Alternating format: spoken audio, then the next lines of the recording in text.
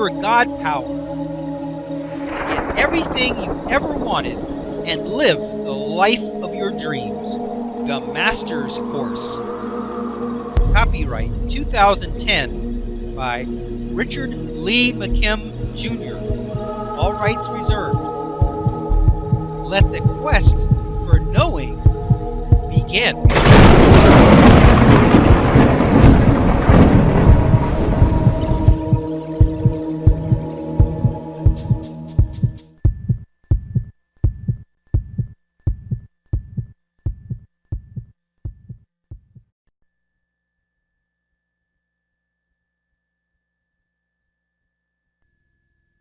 This explanation is continued from the prior segment.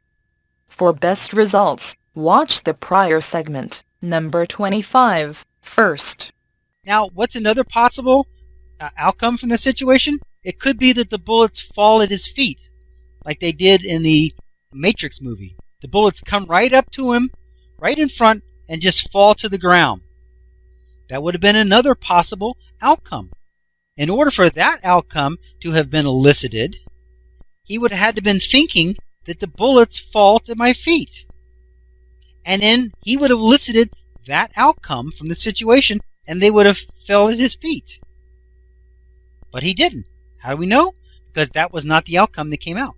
What other possible outcomes could be? Well, there could be another possible outcome that would be less on the supernatural side. These are the kinds of outcomes. See, these people believed in a supernatural way that they were so powerful, that it was so impossible to harm them, that they delighted in bullets flattening against their chest. They delighted in standing in fire to demonstrate that it was impossible to harm them. They delighted in that. Now, what if you had another person who had the meaning that they couldn't be harmed, but they didn't believe in the supernatural, wild reality kind of things? They couldn't have a bullet flattened against their chest because they wouldn't believe in that one either. So for them, what they would do is, if they said, I can't be harmed, but they wouldn't be wanting to stand in the fire because they wouldn't believe it would happen that way. They wouldn't have bullets flattened against their skin because they wouldn't believe it would happen that way, but they still believed they couldn't be harmed. What kind of a result or outcome could be elicited from that situation based on that meaning? Very simple. The bullets could completely miss all the time. The people could think they're shooting right at them, but the bullet would curve. That could happen. That would keep them unharmed, and it would still be within their beliefs. The people who are shooting, their guns could jam. Guns could blow up. The bullets could be no good. There's a lot of different other outcomes that could have happened, which would have resulted in the same not being harmed outcome. But the outcome is always within the boundaries of your belief and your reality. For these people, for the commissars, they believed that they could not be harmed, and they delighted in people recognizing that and seeing that. They delighted in having hot coals in their hands and having their hands wrapped around them and demonstrating that they could not be harmed. They delighted in being shot. They delighted in showing that the bullets were flat against their chest and would not penetrate their skin. They were so delighted in showing off their ability that they would stand in a fire on purpose, build this huge fire and stand right in the middle of it and deliver a speech. And when the fire was down, they were completely unharmed. They loved that. So you see, for them, not being harmed could amount to a lot of different ways that they could have elicited that still would have also been amazing, which they loved. For somebody else not being harmed, they couldn't elicit that kind of stuff because they probably wouldn't believe to that extreme.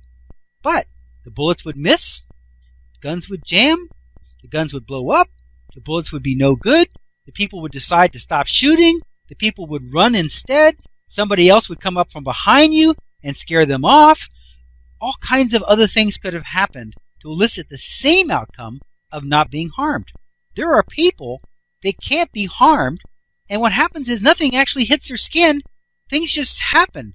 A car pulls out in front and keeps somebody from running into them.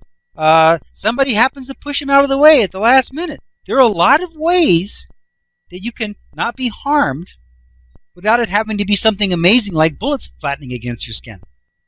If you believe that things are always working out for you, then there are going to be things all around you that fall by the wayside that never even come into your notice, that might have otherwise happened. But because you have the energy and the meaning that things are always working out for you, they will always fall by the wayside and nothing will come to you. Nothing will happen to you. Does this meet our definition of reality? Remember that we said, let's call reality that which someone can experience. If someone can experience it, it's reality. We are really getting out there now. Bullets flat against the skin? Well, it's real. It happened, and it's reality. Don't try this at home. It's their reality, but not ours. For the naysayers, a lot can be said about mind control of the body. However, when you have an example like this one, and there are many others, where not only were these people's bodies and flesh unharmed, but their clothes as well, that can only be explained by a different reality. I don't care how much you claim that mind control is able to do, I would be hard-pressed to believe that a person's mind control over their body could protect their clothes from burning in a fire as well. That is a result of a personal reality force field, if you will. As every other time before, it is simply a matter of using your God power to assign different meanings to any and every aspect of your existence. From this point of view, the bullets were soft marshmallows which squashed as they hit their skin. But from the shooter's and the bullets' point of view, they hit a solid surface stronger than they were able to penetrate. These are two completely different realities that existed simultaneously side by side. When humans started using their God power to change meanings and configure their own realities to ones that didn't have a realistic counterpart of representation, then we could see the man behind the curtain. We could see the system and the mechanism of reality. When people can see with their fingertips, there is no realistic representation for that. When people can stand in a fire without even their clothes burning, there is no realistic explanation or representation for that. It is just an absolute direct action from the energy body that can't be represented in physical form in a realistic, physical reality sort of way like the other 99% of activities can.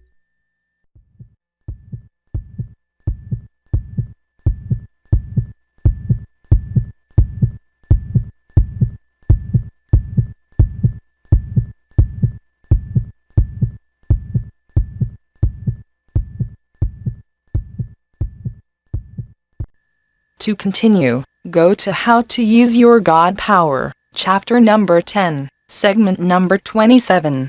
Let your quest for knowing continue.